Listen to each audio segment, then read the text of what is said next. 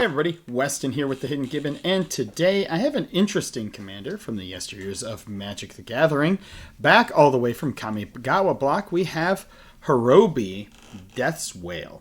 It is from Champions of Kamigawa, and it's a 4/4 for 2 generic, 2 black, has flying, and whenever a creature becomes the target of a spell or ability, destroy that creature. Now this is very important before we begin. This includes your creatures as well. It's any creature, right? So that's just, it is important to note that. So what we're going to try to do here is target a bunch of our opponent's stuff, get it dead, and then try to hopefully win the game. So we've got one Planeswalker in this deck, Liliana, Dreadhorde General. It has whenever a creature you control dies, draw a card, so you can target your own things. You can +1 to create a 2/2 black zombie. You have -4, each player sacrifices 2 creatures of their choice, and -9, each opponent chooses a permanent they control of each type and sacrifices the rest. Alright, so our creatures now. A lot of them are going to be targeting things. There's going to be some of them that like sacrifice. We'll get right in here. So we have Agent Venom. Whenever another non-token creature you control dies, you draw a card and you lose 1 life. It has Flash and Menace. Then we have Blood Artist.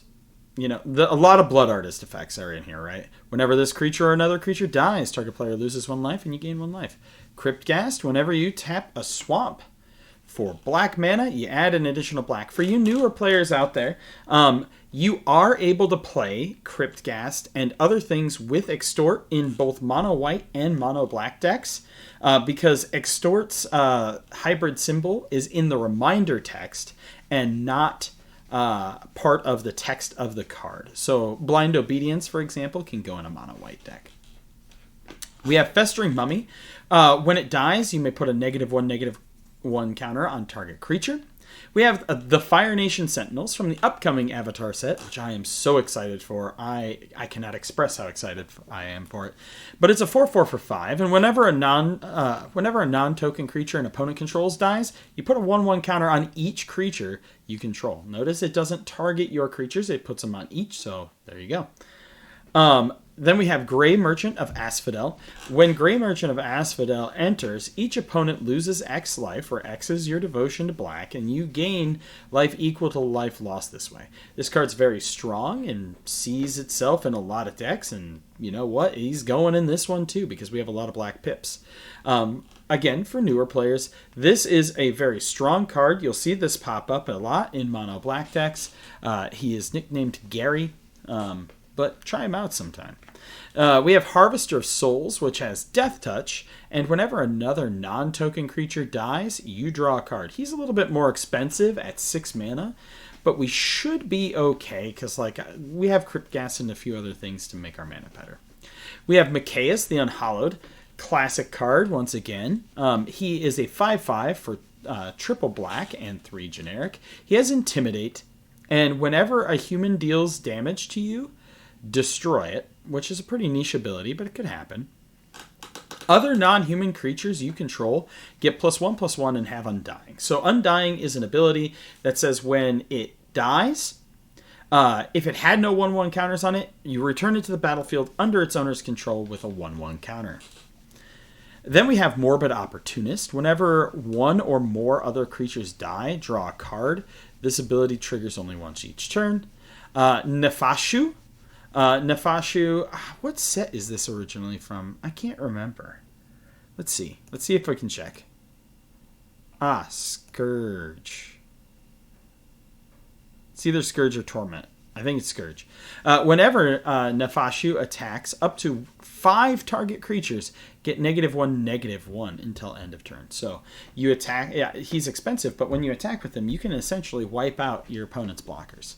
Orc Sure Shot. Whenever another creature enters the battlefield under your control, target creature an opponent controls gets -1/-1. Scuttlemutt. Add a mana, or target creature becomes the color of your choice until end of turn. I used to play this card in, I can't remember what commander I used to play this in, but I know for a fact I used to play this card. Shadow Alley Denizen, which is whenever another black creature enters the battlefield under your control, Target creature gains Intimidate until end of turn, which of course is Intimidate. It can't be blocked except by artifact creatures and or creatures that share a color with it. So it's kind of like Fear. Then we have Shieldred, the Apocalypse, the big scary draw engine. So she has Death Touch. Whenever you draw a card, gain 2 life. Whenever your opponent draws a card, they lose 2 life. We have Solemn Simulacrum, Sad Robot. You can kill him yourself. And then we have Sorcerer's Queen, which, fun fact for you, back in the long ago, so I started playing Magic when I was like, how old would I have been? In 2001, I would have been 15. No? Yeah? No. Younger than that. 2001. Oh. I can't remember. I was a kid. I was in like junior high.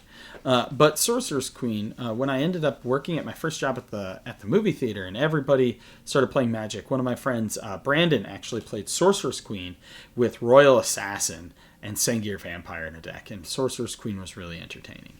But she has tap. Target creature other than Sorcerer's Queen gets 0/2 until end of turn. It becomes a 0/2. Which, again, targets, so you're insta-killing something. We got Blasphemous Edict in here for removal. We have Feed the Swarm in case they get some sort of weird enchantment. And then we have a sorcery from Prophecy with Until End of Turn. Oh, no, this isn't Prophecy. It's Urza's Beaker. I can't remember what that is. Is it Urza's Prophecy?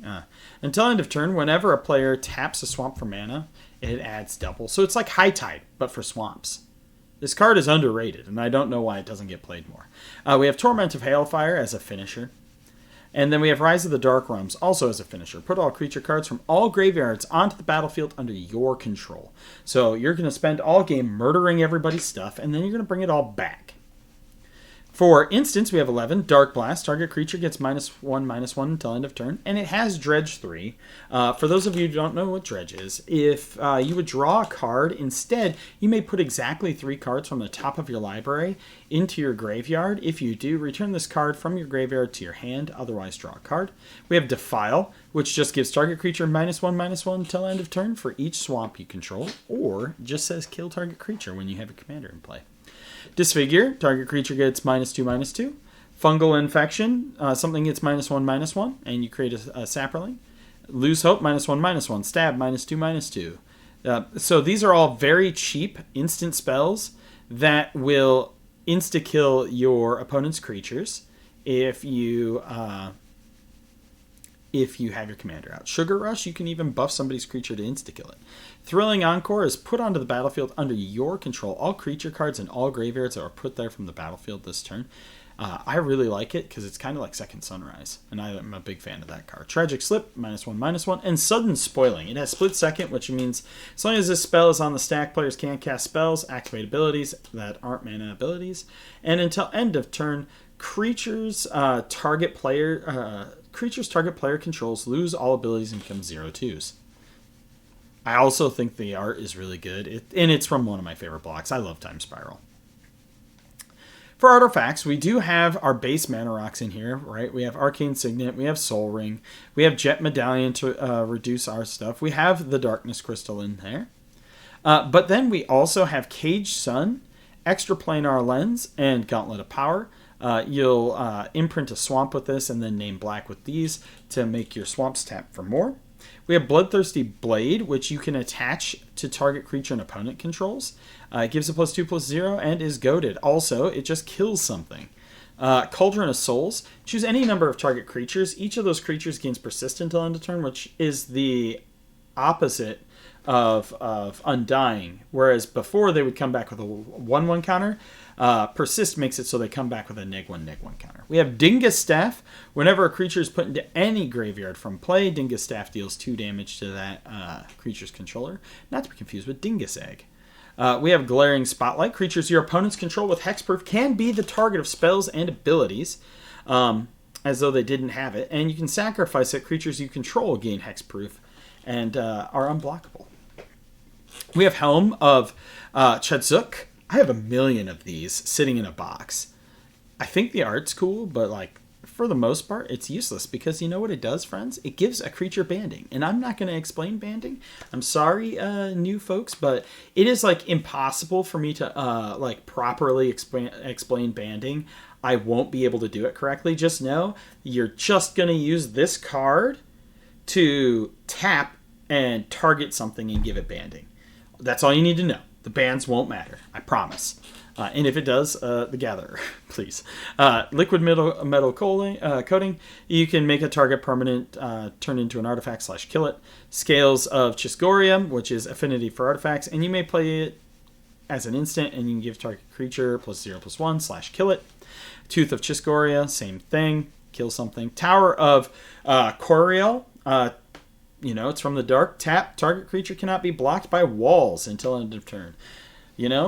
If your commander's not out and they happen to have a wall deck, right here, this is the card for you.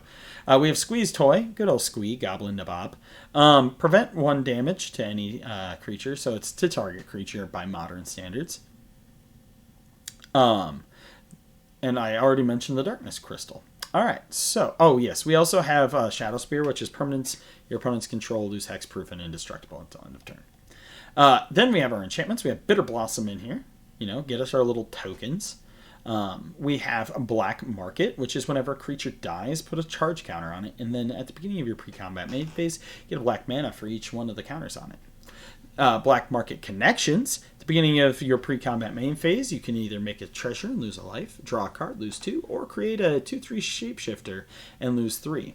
Endless Whispers. Each creature has, when this creature is put into a graveyard from play, choose target opponent. That player puts this creature card from the graveyard under his or her control at the end of turn. And if I was a real jerk, I would play Phage the Untouchable in this deck. So for new players, Phage the Untouchable is a card that says if it comes into play from anywhere but your hand, you lose the game. So you would cast it and then kill it, and Endless Whispers would put it into play on your opponent's side of the board, and it will insta-kill your opponent. Then we have Grave Pact. Whenever a creature you control dies, each other player sacrifices a creature. Meathook Massacre 2, Electric Boogaloo. Meathook Massacre 1. Nowhere to Run, which is target creature gets -3/-3. And creatures your opponent's control can be the target of spells or abilities. Retreat to Hagra, not to be confused with Hagra Mauling. Whenever a land enters the battlefield, target creature gets +1/+0 / kill somebody's creature. You have Revel in Riches. Whenever a creature an opponent controls dies, you get a treasure. And if you control 10 or more treasures at the beginning of your upkeep, you win the game. We have Unspeakable Symbol. Pay 3 life, put a 1/1 counter on target creature. So it's just pay 3 life, kill a creature. And Virtue of Persistence. Target creature gets -3/-3 until end of turn. So you kill it. And then it also has the other side of at the beginning of your upkeep, put a target creature card from a graveyard onto the battlefield under your control. For our lands, we do have Arcane Lighthouse, which what it does is until end of turn, creatures your opponents control lose hexproof. We have Detection Tower. Until end of turn, your opponents and creatures can be the targets. Again, see a theme here. And then also, we have Shizo Death's Storehouse. It just says target tap black and tap it. Target creature, legendary creature gains fear until end of turn. Use this to just kill your opponent's commanders over and over and over. And this is very important because a lot of decks will not even run spot removal for lands. So this card right here, insta-kill commanders. Ice Flow, target creature without flying that is attacking you. Tap target creature without flying. And then Oasis, prevent 1 damage to any target creature. We have War Room, pay life equal to your mana. And then we also have Tower of the Magistrate, which I love the art on this. This was one of the first cards I ever owned. Which is, it taps for a colorless, and then tap 1 and tap it. Target creature gains protection from artifacts until end of turn. Then we have Urborg in here, and some swamps. And a Nykthos. And Cabal Coffers, and Cabal Stronghold, and Bojuka Bog. But, alrighty. Tell me, what did you think of this deck? I have never seen a Horobi Death's Wail deck. I came across this card in my bulk, and I'm like, oh, you know what? I will turn this into a commander deck. But as always, I'm Weston with the Hidden Given. I hope you all have a wonderful day, and let me know what you think of this deck in the comments down below.